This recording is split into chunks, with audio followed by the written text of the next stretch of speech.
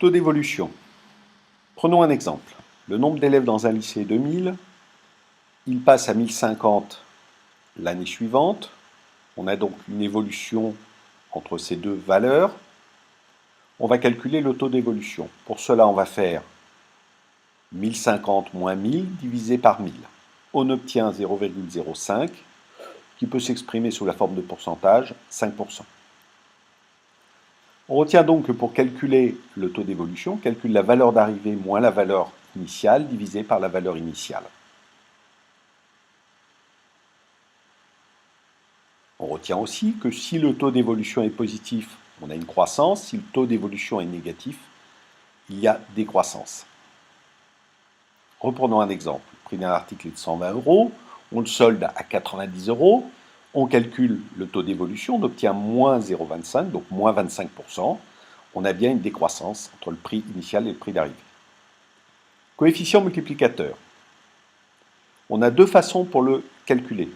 Première méthode, à partir du taux d'évolution, c'est 1 plus le taux. Deuxième méthode, à partir de la valeur initiale divisée par la valeur d'arrivée. Donc, en l'appliquant à l'exemple précédent, ça nous donne deux façons de le calculer.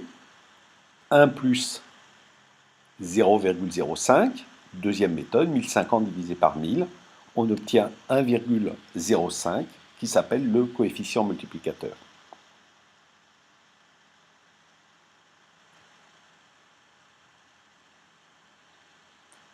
Connaissant la valeur initiale, le coefficient multiplicateur nous permet de retrouver la valeur finale. 1000 multiplié par 1,05, ça fait 1050.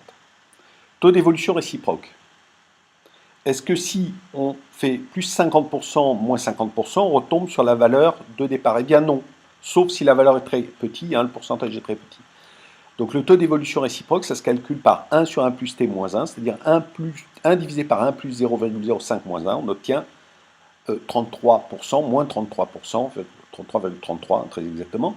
Et cette fois, 100 €, on passe à 150 après une augmentation de plus 50 et à 100 € après moins 33,33%. Donc on retient de tout ça que le taux d'évolution, c'est la valeur d'arrivée moins la valeur initiale divisée par la valeur initiale, que le taux d'évolution réciproque, c'est 1 sur 1 plus t moins 1, que le coefficient multiplicateur, c'est 1 plus le taux ou valeur d'arrivée moins valeur initiale.